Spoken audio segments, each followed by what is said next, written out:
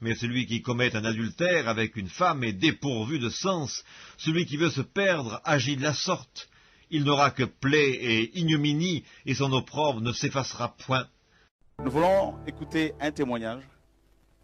J'invite, voilà, je ne sais pas si elle est là, Nadia, et qui va nous donner le témoignage de ce que le Seigneur a fait dans sa vie.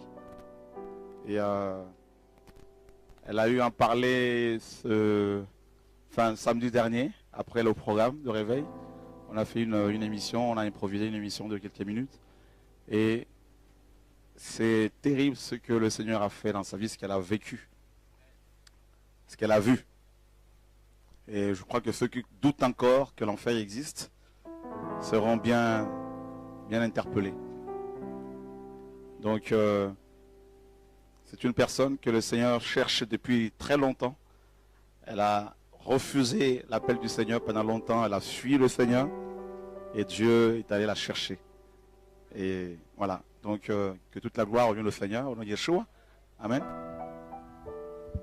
Bonjour à tous. Je m'appelle Nadia et à mes côtés, c'est ma petite sœur Gloria. Je lui ai proposé de m'accompagner dans ce témoignage parce qu'elle aura beaucoup à dire aussi. Alors, je vais essayer vraiment de vous expliquer ce témoignage très douloureux, très émouvant pour moi en tout cas, du mieux que je peux. C'est une longue histoire. Donc, c'est le témoignage d'un châtiment que Dieu m'a fait subir il y a quelques mois en fait. Donc, comme dit l'apôtre Chora, Dieu me cherche depuis très très longtemps et je n'ai jamais répondu à ses appels. Dieu est un Dieu lent à la colère, comme on dit, mais au moment où il sévit et ça fait mal. Je vais peut-être commencer par introduire un peu le contexte de vie dans lequel je vivais avant que Dieu m'appelle, avant que je donne ma vie au Seigneur. Donc j'ai commencé ma vie de couple déjà très très mal. Donc j'ai 2 enfants. Donc je n'étais pas mariée quand j'ai eu ces enfants. Donc je vivais dans une relation hors mariage, ni bénie par le Seigneur, ni bénie par la famille. Parce que la famille était contre. Je me suis entêtée. Je suis partie très tôt de la maison, enceinte. Et j'ai eu une vie de couple, quand on n'a pas le Seigneur, vous imaginez la vie de couple qu'on peut avoir, très très chaotique, qui se soldait par des violences physiques et verbales, par des tromperies, des infidélités à tire-larigot, par des séparations, des réconciliations, etc. Enfin, c'était vraiment le chaos total, et cela pendant des années. Jusqu'au jour où, il y a 4 ans, j'ai décidé de donner ma vie au Seigneur parce que j'en pouvais plus. J'avais des envies de suicide pendant ma relation de couple avec le père de mes enfants. J'étais tout le temps dépressive, donc j'étais dans l'alcool, j'étais dans la cigarette, mais vraiment plus, parce que je fumais beaucoup, énormément. J'avais un esprit de colère tout le temps en moi, et j'étais tout le temps en dépression. Donc sous cachet, antidépresseurs et compagnie. Alors il y a 4 ans, j'ai donné ma vie au Seigneur, donc je me suis fait baptiser dans une église. Et là, j'ai commencé une vie de méditation donc avec le Seigneur. Et le Seigneur m'a donné des réponses par rapport à ma vie de couple que je menais. Et il m'a fortifié, il m'a donné le courage de quitter donc le papa de mes enfants. Donc je l'ai quitté, je suis retournée en famille. Et il a pris son chemin et j'ai pris le mien. Donc voilà, mais le Seigneur m'a sorti d'un péché, mais je suis retournée dans un autre péché. Je me suis attachée à un homme qui était marié. Donc j'ai commencé, au bout des 2 ans de séparation avec le père de mes enfants, j'ai rencontré un homme. Cet homme était marié. Donc je le savais dès le départ. Donc c'était même pas une cachotterie de sa part. Donc voilà, donc je me suis vautrée encore dans un péché.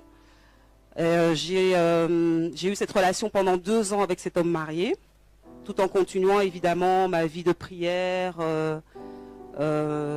J'étais un peu une chrétienne volante, j'allais dans toutes les églises, notamment ICC, une fois chez ICC, une fois à la Nouvelle Jérusalem, je faisais toutes les églises parce que je me disais Dieu est partout. Donc je peux prier n'importe où. Et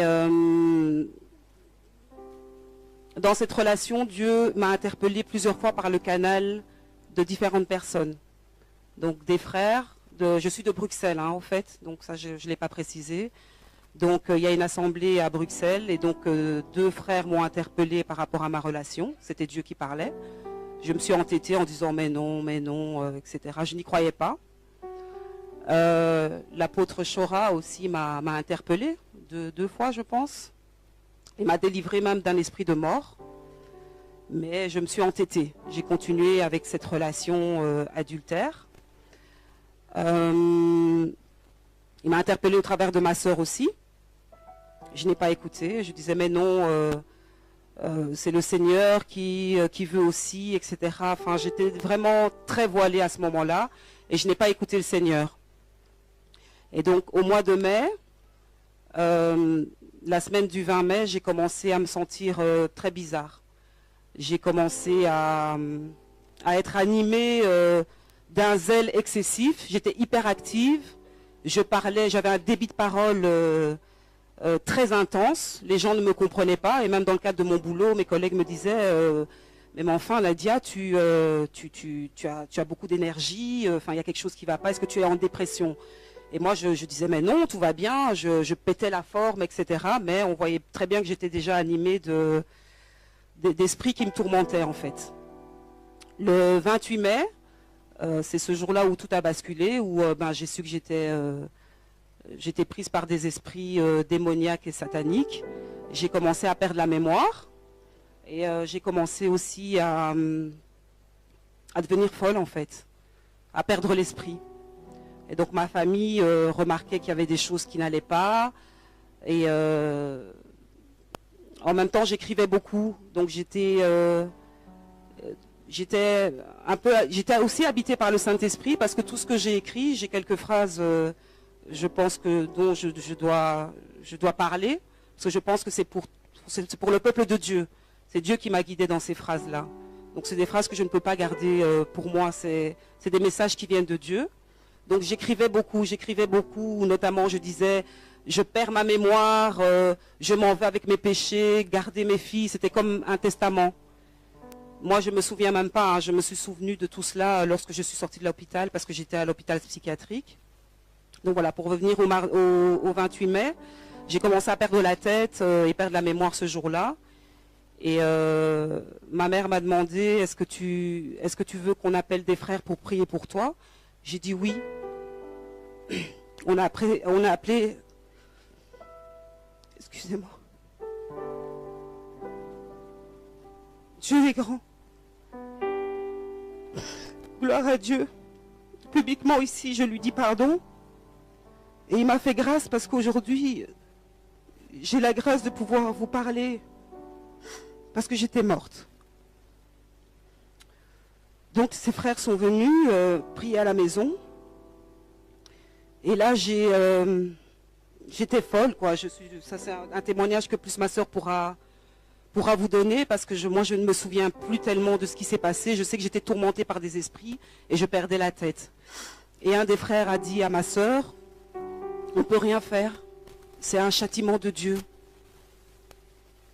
Donc ça, c'est un châtiment pour toute votre famille. Ça ne concerne que la famille. Aucune personne extérieure ne peut la sortir de là. Il n'y a que vous. Ses frères sont partis. Et on a rassemblé toute la famille. Donc ma soeur ici, ma mère, mon frère, ma belle-sœur et ma fille. L'aînée, pas la petite. La petite n'a que 13 ans, mais l'aînée a 19 ans. Donc on a estimé que bon voilà, elle était en âge adulte et que ça la concernait aussi. Donc toute ma famille a mis les genoux par terre. Et au fur et à mesure des prières, ma folie augmentait. Ma folie augmentait. Et donc il y a un passage que j'ai oublié. J'essayais vraiment de vous restituer les choses parce que tout était embrouillé dans ma tête jusqu'au moment où j'ai su que je devais témoigner. Donc le mardi 28, avant que je perde totalement la tête, j'ai quand même été travailler. Sur le chemin du boulot, j'étais dans une folie, mais je ne m'en rendais pas compte. Et il y avait des démons qui me poursuivaient, en fait. Donc Dieu m'a fait grâce, en tout cas, d'avoir des yeux spirituels ce jour-là. Donc j'ai vu l'autre dimension du monde, si vous voulez. Je ne sais pas comment expliquer ça. J'étais sur Terre sans être sur Terre. On dirait que j'étais dans une autre bulle, dans une autre dimension, où il y avait des démons humains. Mais je savais que ces gens-là, il n'y avait que moi qui les voyais. Et ces gens-là me poursuivaient, en fait. Et j'ai été téléguidée de gauche à droite. Je suis arrivée au travail. Ce jour-là, je n'ai pas travaillé, je n'ai fait que prêcher la parole de Dieu. Et je vous assure que même maintenant, je suis une nouvelle convertie. Je ne connais pas la parole de Dieu. J'ai fait mon baptême, et là c'est une petite parenthèse que j'ouvre par rapport aux églises et aux pasteurs qui ne donnent pas l'explication de ce que c'est le baptême. Quel engagement on a vis-à-vis du Seigneur quand on se baptise. Donc définir ce que c'est le baptême, l'engagement qu'on prend vis-à-vis de Dieu, ça je ne l'ai pas eu. Et la vie de sanctification qui suit le baptême. Donc moi je n'ai pas eu tout ça dans l'église où j'ai fait mon baptême. Donc pour moi j'étais baptisée et j'ai continué ma vie délabrée de péché sans me dire qu'il y avait une sanctification, qu'il y avait des commandements à suivre. Donc où est-ce que j'en étais ? Quand je suis arrivée au travail, j'ai prêché la parole de Dieu. Je connaissais toute la Bible par cœur. J'ai commencé à prêcher la parole de Dieu auprès de mes collègues. Et mes collègues voyaient très bien que ça n'allait pas mentalement, quoi. Donc ils m'ont laissé prêcher, puis ils m'ont dit, une collègue m'a dit, tu sais, je pense que tu es en dépression et en burn-out, que tu commences à être atteinte de folie. Il vaut mieux que tu rentres chez toi et que tu ailles voir un médecin. Et moi je disais mais non, tout va bien, j'aime le Seigneur, c'est tout, c'est parce que vous êtes des incroyants, enfin bon. Bref, je suis sortie du travail en me dirigeant vers un endroit, mais je suis arrivée à un autre endroit. Donc j'étais vraiment téléguidée par des esprits démoniaques en fait, qui me poussaient au suicide. Je suis arrivée dans un immeuble, je ne sais pas comment, où il y avait toutes les fenêtres ouvertes, où plusieurs personnes, ces démons qui ressemblaient à des humains, que moi je voyais, me disaient, ben, il y a un appartement qui est là, essaye de rentrer et voir, c'est pas toi qui veux visiter un appartement. Et moi, complètement troublée, perturbée, je dis oui, ça doit être moi. Et je suis montée, c'était un appartement de 10 étages, je suis montée au 10e étage, il était libre cet appartement, et toutes les fenêtres étaient ouvertes. Et je m'approchais vers les fenêtres, en fait, pour me jeter. Ces démons toujours derrière moi. Et Dieu est grand, vraiment, parce qu'à ce moment-là, ma sœur m'a appelée. Et elle m'a dit, où tu es? Alors j'ai dit, je sais pas. Elle dit, où tu es? Alors j'ai dit, je sais pas, je suis dans une commune ici à Bruxelles, et je suis dans un appartement. Elle me dit, alors je lui dis, c'est Dieu qui me dirige, je lui dis. Elle me dit, tout ce que tu fais là, c'est pas de Dieu. C'est pas de Dieu. Enfuis-toi de là, rentre à la maison. J'ai commencé à courir. J'ai laissé donc ces démons derrière moi. J'ai commencé à courir. J'étais enfermée dans l'immeuble. Enfin, j'ai su sortir de l'immeuble. Et je me suis enfermée dans une cabine téléphonique, en fait, où j'ai téléphoné à ma sœur, qui n'avait plus d'unité. Moi-même, mon portable, j'avais plus de batterie. Et là, je suis rentrée à la maison. Et ce fameux mardi, c'est le jour où ma délivrance a commencé, parce que là, j'étais atteinte de, même pas folie, mais la folie extrême, ce qu'on appelle la schizophrénie.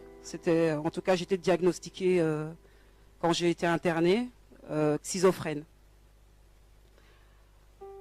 Donc, on est resté 4 jours. J'ai eu 4 jours de délivrance et 2 jours de coma. De coma spirituel. Enfin, mon âme n'était plus là. Je respirais, j'étais là, à côté de mes proches, mais moi j'étais partie. Ce que Dieu, en tout cas, m'a fait grâce de voir, c'est que j'étais dans mon cercueil. J'ai vu ma tombe, j'ai vu que j'étais dans le cercueil, Et à un moment donné, j'ai été propulsée dans la galaxie, l'espace. J'ai vu quelques étoiles. Et je suis restée, j'ai l'impression que je suis restée vraiment dans cette galaxie pendant une éternité. Ça a duré et j'errais, mon âme errait, j'errais. Je me demandais, mais qu'est-ce que je fais là? Qu'est-ce qui se passe? Et il faisait noir. Il faisait noir. Et après ce que j'ai vu les ténèbres, donc une nuée très sombre. Et une nuée et la lumière en fait. Donc j'ai compris par la suite parce que j'entendais des voix. C'était vraiment les anges de Dieu et les suppôts de Satan qui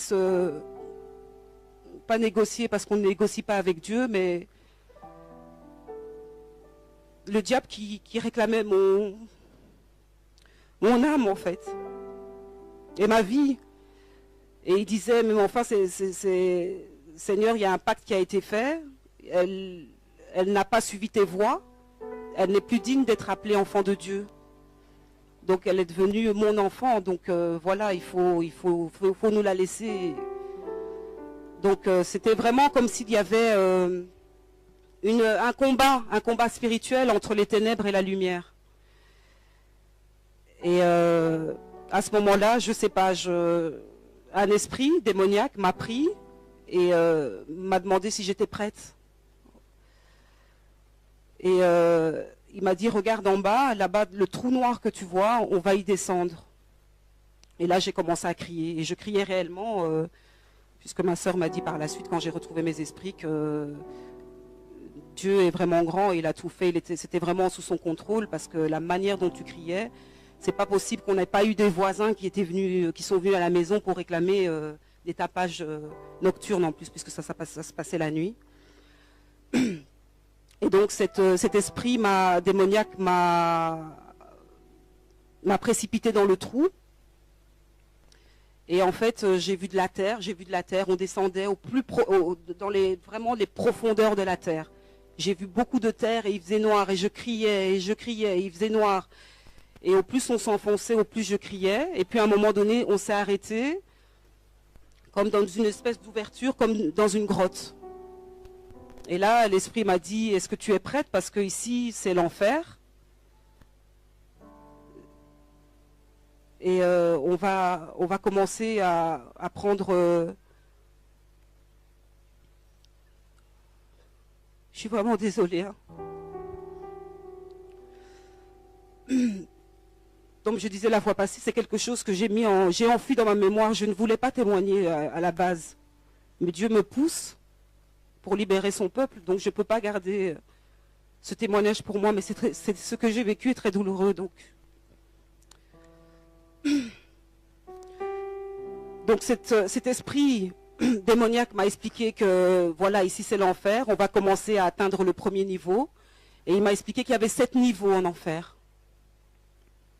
Et que là, on allait commencer au premier niveau. Donc, il m'a amené au premier niveau. Moi, je fermais les yeux et je disais non, non. Et je criais au Seigneur. Je disais, Seigneur, Seigneur, non, pardon pour ce que j'ai fait. Je me repentais. Et l'esprit démoniaque me disait, c'est trop tard. C'est trop tard. Voilà, ça c'est le premier niveau. Et là, j'ai vu des bêtes horribles comme des serpents, des scorpions, enfin des bêtes qui n'existent pas sur cette terre. On est descendu au deuxième niveau. Il m'a dit, voilà, ça c'est le deuxième niveau. Moi, toujours en train de crier, non, je ne veux pas, Seigneur, Seigneur, libère-moi. On est descendu au troisième niveau. Et au troisième niveau, il m'a montré une personne qu'on châtiait en fait. Donc cette personne était un homme. Et cet homme recevait des coups de couteau. Et à chaque coup de couteau qui transperçait son cœur, il ne mourait pas. Il ne mourait pas, le sang giclait, cet homme pleurait, criait, et la plaie se refermait. Et puis il recevait des coups de couteau toujours au même endroit, et le même processus se répétait et se répétait. Et cet esprit démoniaque me disait, tu vois le châtiment, ça c'est éternellement que cette personne-là va être comme ça, en tout cas trucidée par ce couteau. Et je criais, et je disais pitié Seigneur, Seigneur pardon pour tout ce que j'ai fait. Et pendant ce temps-là, ma sœur me disait que effectivement il y a eu des moments où tu étais par terre, à genoux, et je demandais pardon au Seigneur, et eux ne comprenaient pas. Et en fait c'était ma descente aux enfers. Je suis arrivée au 4e niveau, et cet esprit m'a expliqué que le 4e niveau était le niveau de mon châtiment à moi par rapport au péché dans lequel j'étais. Donc péché sexuel, hein, puisque j'ai été condamnée par rapport à ça. Et là, on m'a prise et on m'a mis sur une espèce de grande pierre. Je ne sais pas si vous voyez au temps, je pense, du Moyen-Âge, où on châtiait les gens... on mettait les gens sur une pierre et puis on les tirait, on les écartelait avec des lanières. Donc j'étais sur ce genre de pierre-là. Il y avait d'autres filles, il y avait que des filles à ce niveau-là. On m'a mis sur cette pierre, on m'a ligoté et on m'a laissé là. Et tout ce que je voyais là en dessous de mes pieds, donc la pierre était debout, hein, pas couchée. Donc j'étais vraiment contre un mur. L'enfer ressemble à une grotte, en tout cas là où j'étais, au niveau... C'est une grotte en fait. C'est une grotte où il fait sombre, où il y a du feu à gauche et à droite. C'est un endroit très lugubre, où on n'entend que des cris d'épouvante, qu'on n'a jamais même entendu dans des films d'horreur. Et moi je criais, on criait avec toutes les filles. Et... des démons venaient, me touchaient, me pressaient à mes parties intimes. Et l'esprit m'a expliqué que ton châtiment, c'est d'être... ton châtiment, c'est d'être violé éternellement.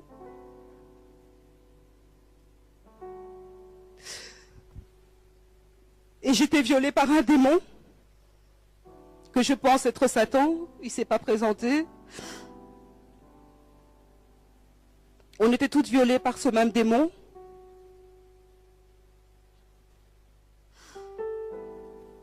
Et naissaient des enfants de ces relations en fait. Tu n'as pas le temps de dormir en enfer. Tu ne dors pas, j'ai cru que j'y étais depuis des siècles.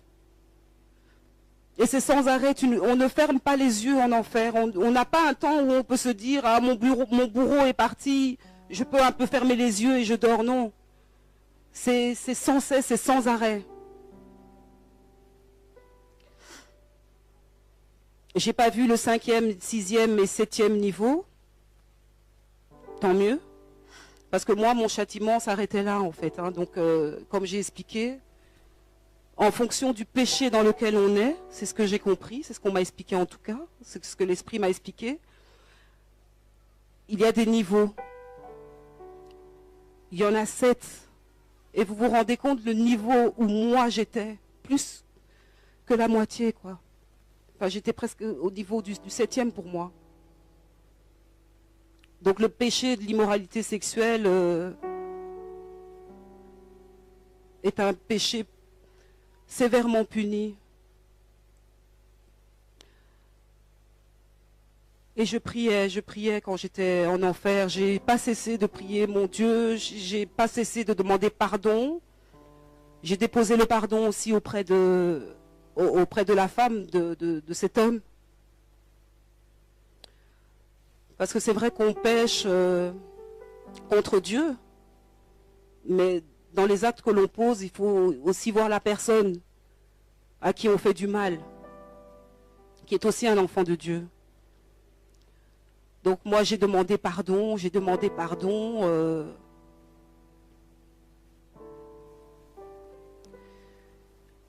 Et puis un ange de Dieu est revenu me prendre et il m'a jeté...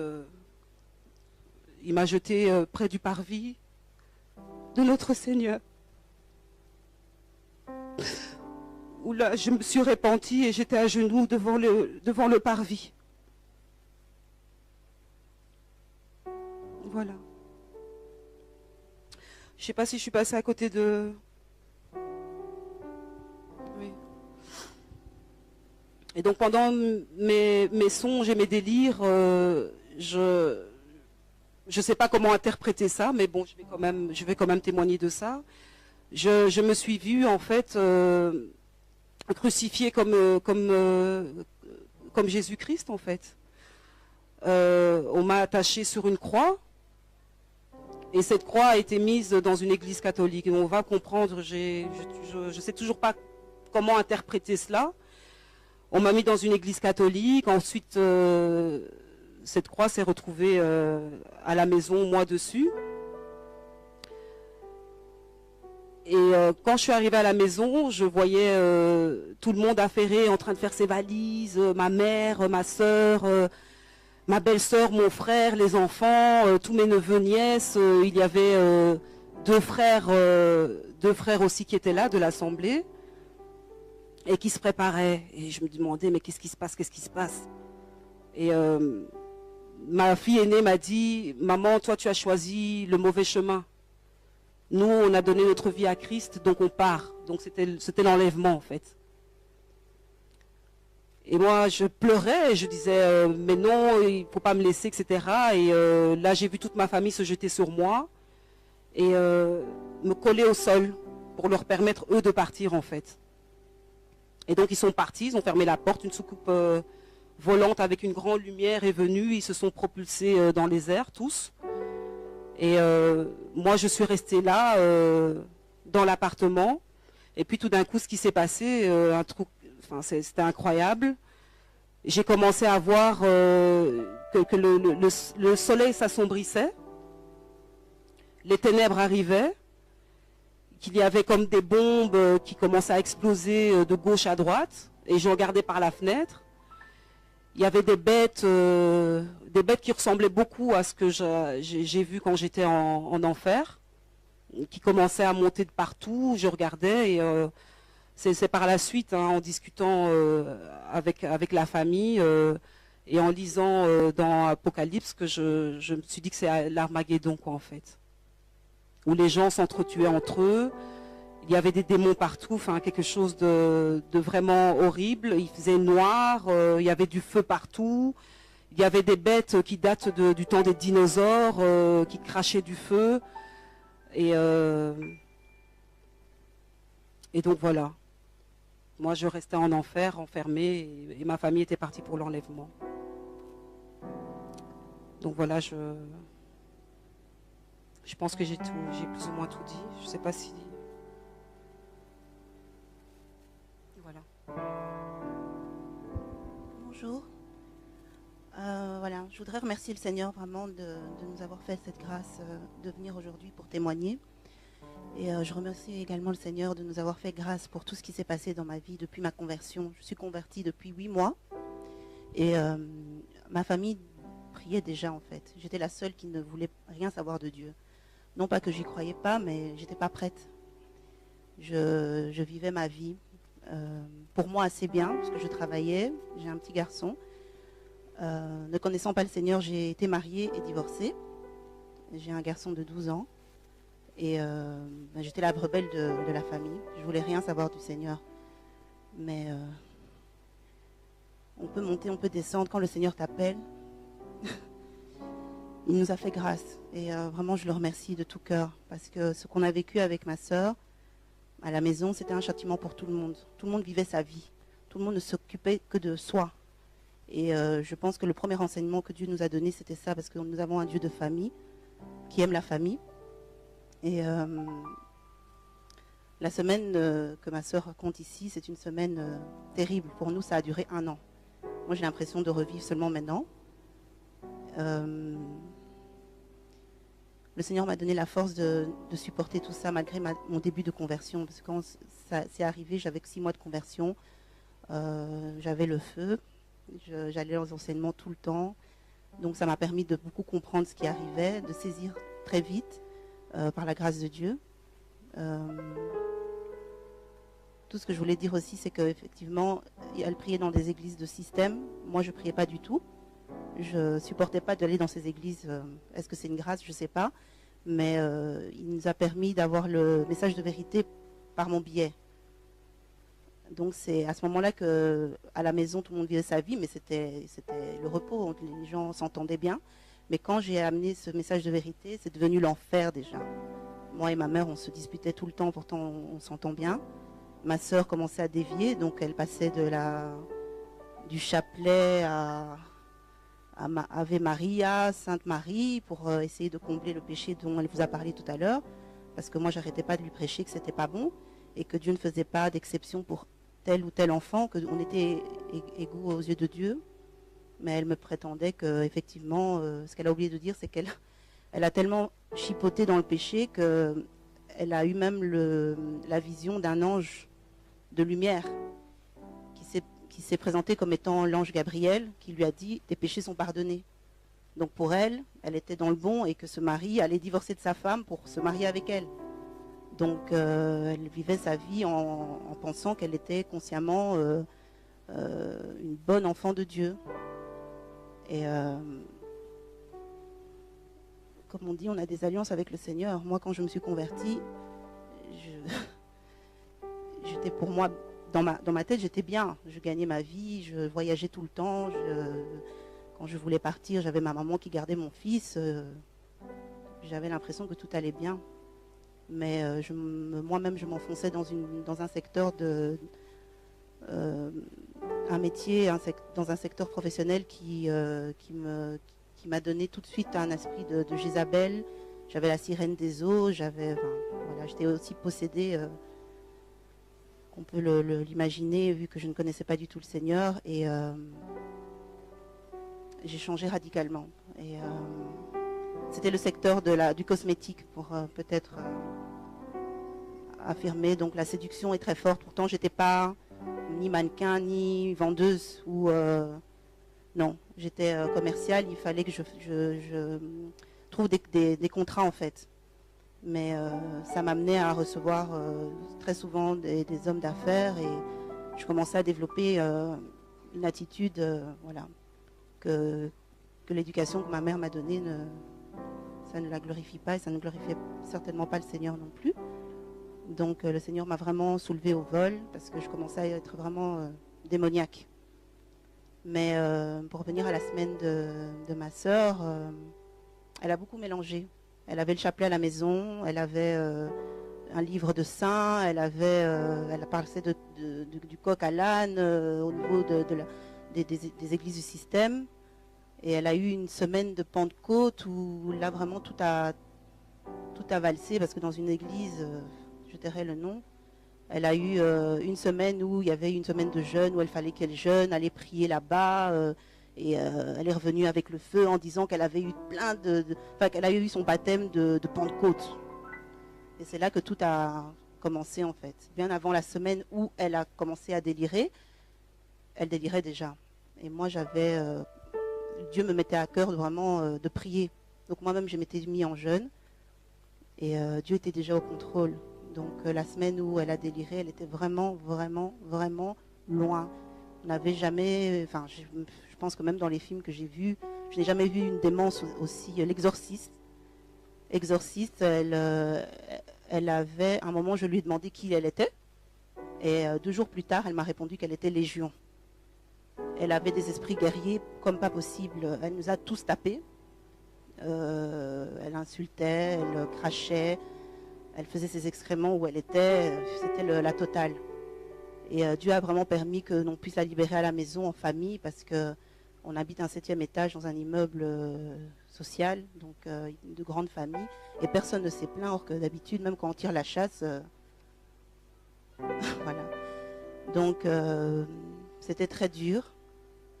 Je ne savais pas comment faire. En tout cas, là, j'avais beau prier, le Seigneur aussi m'a donné ma leçon, puisque j'étais je disais toujours être famille. Je disais toujours que j'étais une fille qui aimait la famille, mais le Seigneur vous montre vraiment les profondeurs de votre cœur. Quand vous vous convertissez, il commence à travailler votre cœur. Il est encore en train de travailler là en ce moment, et c'est très dur. Et voilà, il fallait que tout le monde se répande. Donc on s'est tous mis à genoux. On devait se répandre. ma sœur a 40 ans, moi je suis la cadette, j'ai 33 ans, et il fallait qu'on aille 20 ans en arrière. On essaye de se repentir de tout ce qu'on avait fait. Donc c'est une grâce, c'est vraiment une grâce énorme qu'on a eue. Il n'a pas arrêté de nous bénir depuis qu'on a passé cette étape. Et je remercie le Seigneur parce que on n'est pas digne de recevoir cette bénédiction. Vraiment, je sais même pas, j'ai pas de mots. Merci, c'est tellement peu, je sais pas comment exprimer. La semaine où elle était, elle voulait, en fait, le Seigneur voulait aussi qu'on prenne chacun nos places, parce que moi j'étais la cadette, mais vu que j'avais une vie professionnelle assez agitée, je commençais à être la grande sœur, commençais à commander mon grand frère, et ça, le Seigneur n'aime pas le désordre. On a un Seigneur, vraiment un Dieu d'ordre. Et ce jour-là, il fallait que tout le monde reprenne sa place. Et donc j'ai repris ma place de petite sœur. Et la délivrance s'est faite qu'en adoration. On a adoré le Seigneur, on lui a dit à quel point on l'aimait, à quel point on était égaré, à quel point on ne voulait plus pécher, à quel point on avait envie et la conviction de devoir s'occuper des enfants qu'il nous a confiés, parce que nous sommes que les nourrices des enfants que nous mettons au monde. On a compris beaucoup de choses en une semaine. Et franchement, il a fallu beaucoup prier, mais on a beaucoup glorifié le Seigneur, bien au contraire de se plaindre ou de se lamenter après la repentance. Et le Seigneur nous a fait grâce. Vendredi au matin, j'ai vraiment entendu le Seigneur me dire, c'est bon, maintenant on peut l'amener à l'hôpital. Et elle était vraiment... la première fois qu'elle est arrivée en urgence à l'hôpital, elle était démente encore, elle avait encore tous ses esprits diaboliques, elle insultait, elle disait des gros mots, c'était horrible. Enfin voilà, elle était incontrôlable. Et le moment où on l'a laissée, le lendemain je suis revenue et comme Dieu est bon, ils n'ont pas voulu que je la revoie parce qu'elle était attachée, elle était sur calmant. Et comme elle est majeure, maintenant c'était l'État qui la prenait en charge en fait, donc j'avais pas de droit sur elle. Mais le Seigneur m'a permis d'être rassurée parce que dans un grand hôpital, j'entendais quelqu'un chanter Alléluia, Alléluia. C'est là que j'ai compris qu'elle était délivrée et que le Seigneur est trop grand, le Seigneur est trop bon, il est puissant.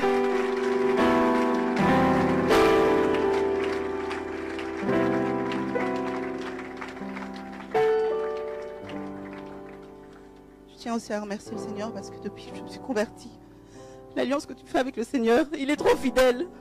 Le moment où j'ai donné ma vie au Seigneur, j'ai dit Seigneur, en tout cas, on a trop joué avec nous. On est passé par beaucoup de difficultés au niveau familial, au niveau de la spiritualité.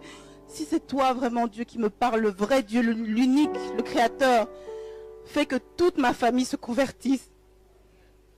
Et en moins de 3 mois, toute la famille s'est convertie.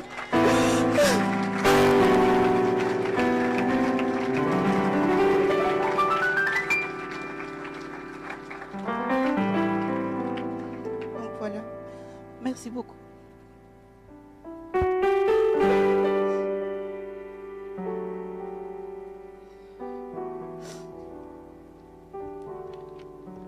passage qui dit dans la Bible, je ne sais pas exactement où, qui dit que quand un esprit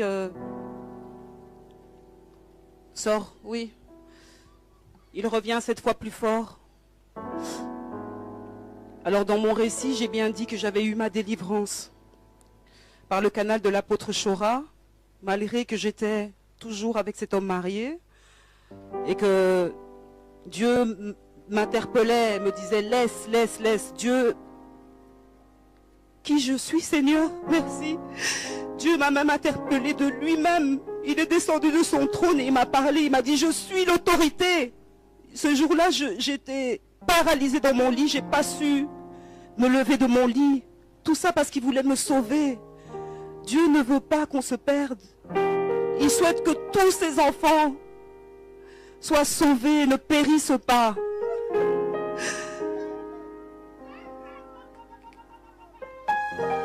On est un Dieu d'amour. On est un Dieu miséricordieux. Quel est le Dieu qui est parti négocier mon âme, qui était déjà en enfer? Je méritais l'enfer. Beaucoup de gens croupissent là-bas. C'est horrible, frères et sœurs, c'est horrible. L'enfer existe. Moi, j'en doutais. Et je pense que c'est par ce doute-là aussi qu'il m'a fait voir les choses. Je doutais de l'enfer. J'y croyais pas.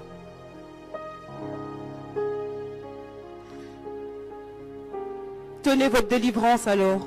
Sortez du péché. Cherchez le message de vérité. La première pierre que je jette, c'est sur moi-même. Parce que je me suis abandonné auprès des pasteurs, auprès des églises. J'ai pas ouvert ma Bible. Par moi-même. Savoir qu'est-ce que dit la parole par rapport au péché. Hein?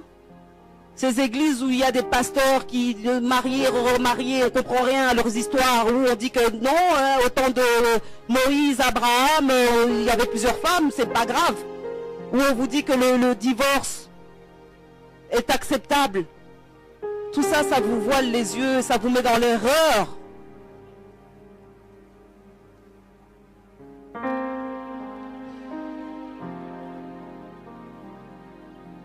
Je vais lire les phrases que le Saint-Esprit m'avait mis avant que je tombe dans la folie extrême. C'était vraiment dirigé par le Saint-Esprit. Je les ai découverts en sortant de l'hôpital, en fait. La clé du séjour des morts et le séjour des morts m'appartiennent, dit le Seigneur. L'œuvre de Dieu est une œuvre qu'on ne brisera jamais. Dieu, notre Maître, nous préserve de la mort.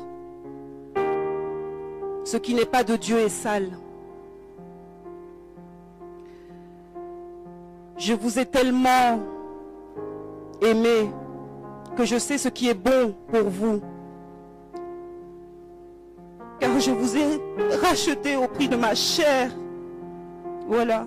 Soyez sobre, veillez. Votre adversaire, le diable, rôde comme un lion rugissant, cherchant qui il dévorera. Résistez-lui avec une foi ferme. Celui qui pêche est du diable. Lévitique, chapitre 20. Vous serez saints pour moi, car je suis saint, moi, l'Éternel. Je vous ai séparés des peuples, afin que vous soyez à moi. Dans les Saintes Écritures, Dieu déclare que le Messie viendrait pour être le sauveur du monde. La vie de Jésus prouve qu'il est bien celui dont les prophètes avaient parlé. Ésaïe a prophétisé que la Vierge deviendrait enceinte et qu'elle enfanterait un fils. Des siècles plus tard, la naissance de Jésus accomplissait cette prophétie.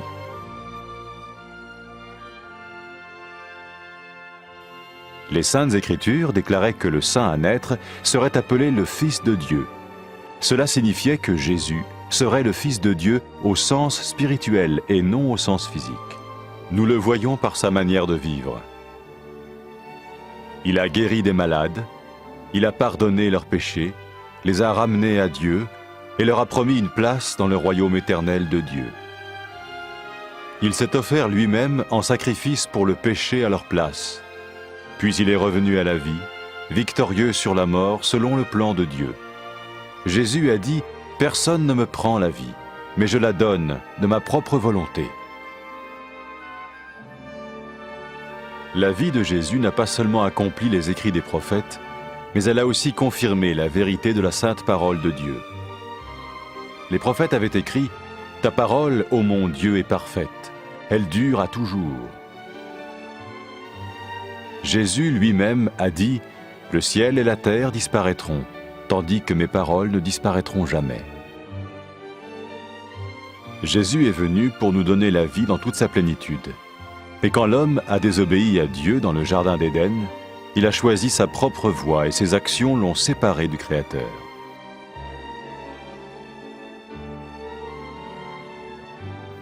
Les Saintes Écritures déclarent que tous ont péché et que le salaire que paye le péché, c'est la mort. Il s'agit de la mort spirituelle, éternelle séparation d'avec Dieu.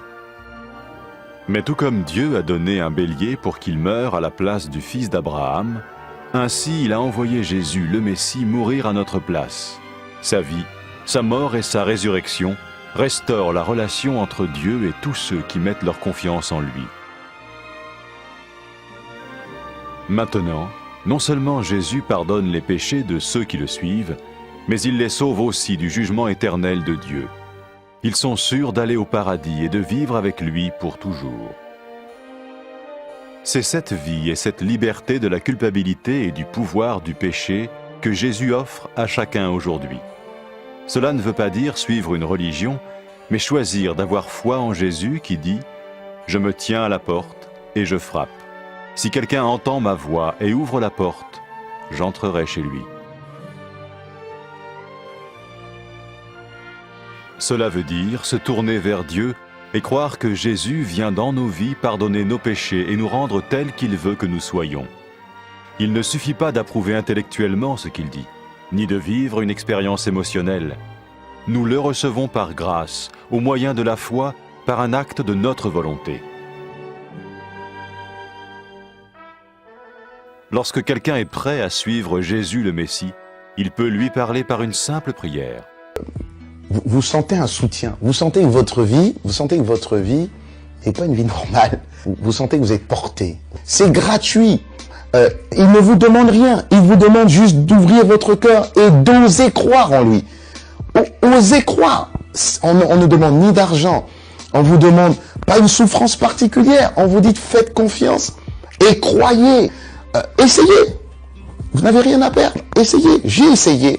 Ça fait plus de 20 ans que je suis dedans. Et je ne repartirai pour rien au monde. Aucun milliard au monde ne me fera changer d'avis et me séparer de lui. Impossible. Donc, osez Jésus avant qu'il soit trop tard. Osez. Ne le faites pas demain. Faites-le maintenant. Et quand la fin de votre vie arrivera, parce qu'elle arrivera pour tout le monde, pour moi et pour les personnes qui me regardent, ou même pour les personnes qui sont derrière cette caméra, au moins vous serez sûr que vous partez avec celui qui vous a donné une nouvelle vie. Cette vie peut commencer maintenant, dès que vous l'acceptez, et cette vie continuera après que la mort soit venue. La mort n'est qu'un passage pour une autre vie beaucoup plus belle. Mais vous avez la possibilité d'oser cette nouvelle vie maintenant, tout de suite. Faites-le maintenant, tout de suite. N'attendez pas demain, ni après-demain. Faites-le maintenant, tout de suite. Prenez 1 minute et faites-le. Je vous en prie, vous ne serez pas déçus.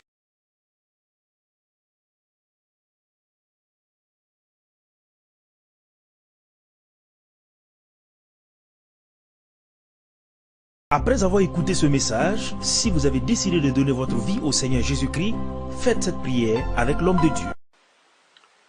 Mon Dieu, je viens devant toi, tel que je suis.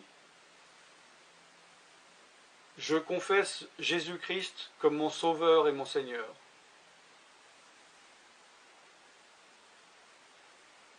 Je crois qu'il est mort sur la croix pour mes péchés, qu'il a porté ma condamnation. Il a porté mes péchés et mes maladies. Que Jésus-Christ est le Roi des rois et le Seigneur des seigneurs. Qu'il est le Fils de Dieu. Qu'il est maintenant ressuscité et assis à la droite du Père. Et il prie maintenant pour moi. Je me suis détourné de mes péchés et je veux obéir à ta parole.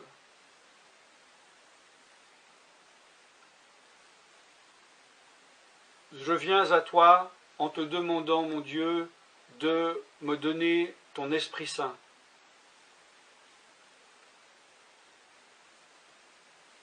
Remplis-moi de ton esprit, afin que tu ne sois plus à l'extérieur de moi, mais que tu viennes habiter en moi.